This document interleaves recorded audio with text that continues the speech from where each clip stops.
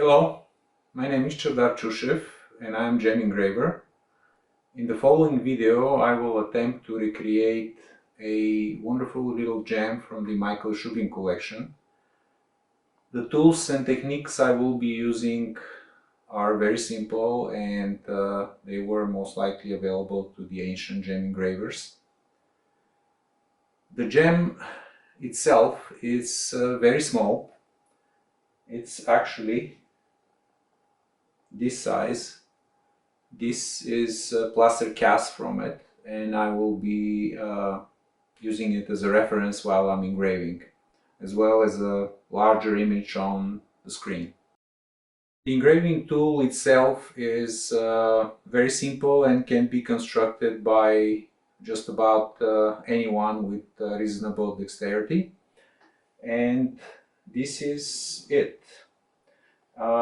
It's the so-called bow-driven engraver's lathe, and it's operated by means of a simple bow which moves back and forth, back and forth. Thus it rotates the horizontal shaft on which the actual engraving tool is mounted.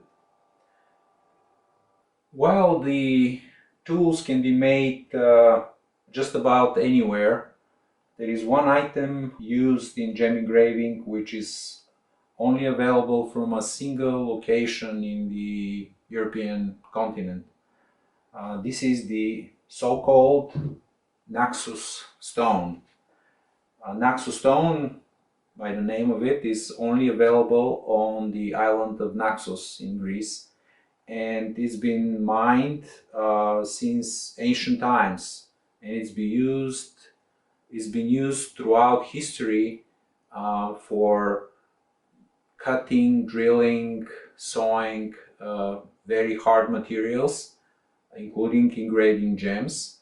And it is actually corundum, which is harder than any other substance known to mankind except diamond. The intaglio is engraved in a variety of green chalcedony, which is also known as chrome chalcedony, or in ancient times plasma. It has a beautiful green color, which is almost emerald color, which has little darker inclusions inside. The composition in the gem is very dynamic, and the gem itself is engraved very, very deep, which can be seen in the plaster impression. This makes the project of recreating it very challenging.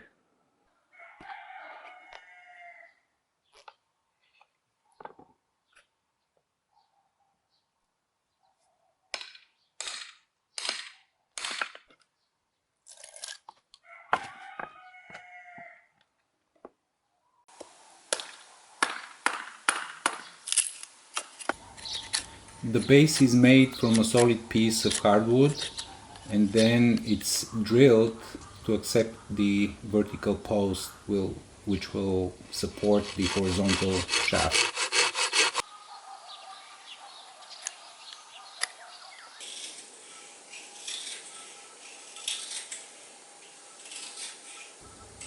A V-shaped cut is formed at the top of the posts to act as bearings for the rotating shaft.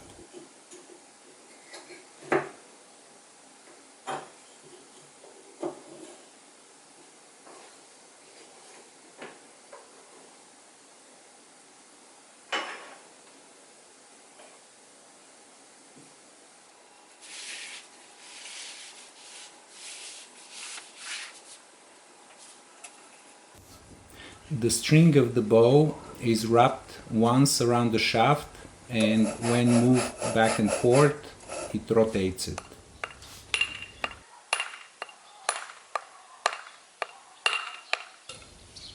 Small chunks are removed from the core of the Naxos stone and are placed in bronze mortar and pestle to be ground.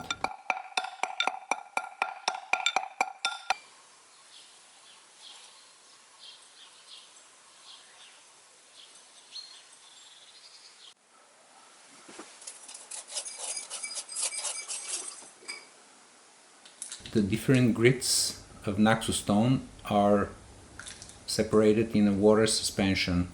The coarser grit settles first.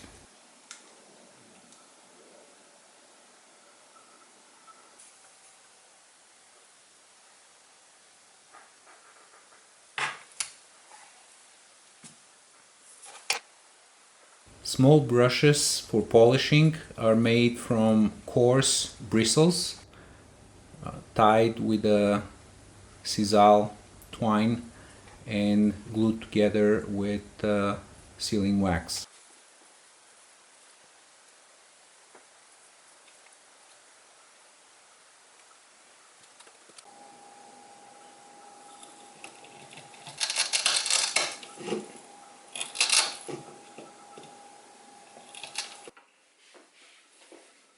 The metal tools are shaped on the lathe using a small steel chisel.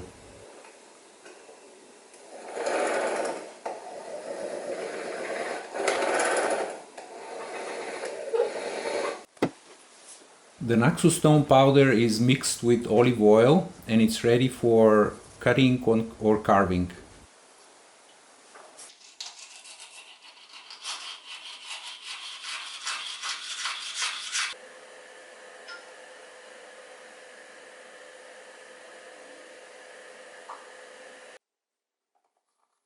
The stone is further shaped to the desired dimensions on a flat piece of copper using a coarse Naxos stone powder.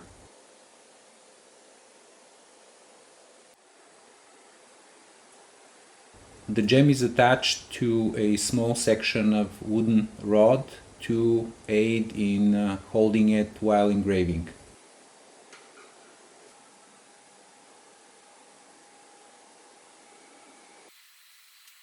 Transferring the drawing is achieved with silver or copper point.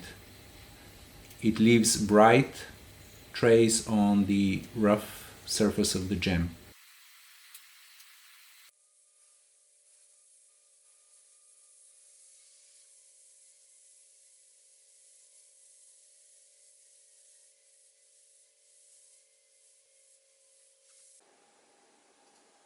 Abrasive slurry is applied on the copper tool, which will effectively turn it into a grinding wheel.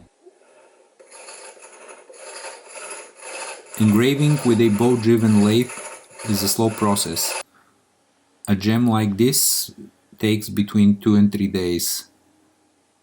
Engraving with modern tools takes less than a day.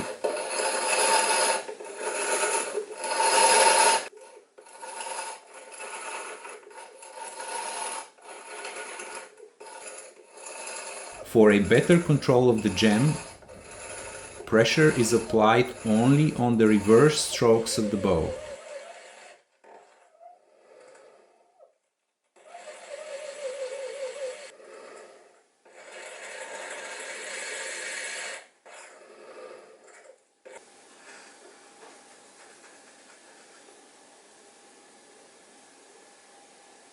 When the tool is not in contact with the gem, the bow can quickly be moved to its starting position. The background of the gem is cleaned up and polished with wooden files and different grit sizes.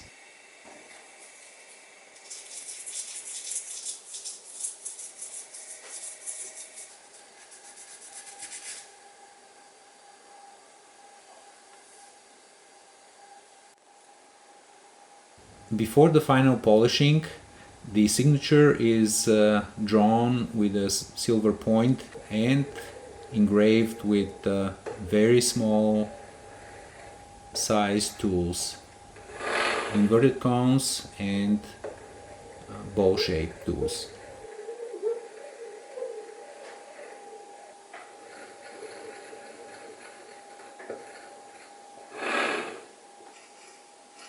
The final polishing of the engraved surfaces is achieved with a bristle brush and a slurry of the finest Naxos stone powder.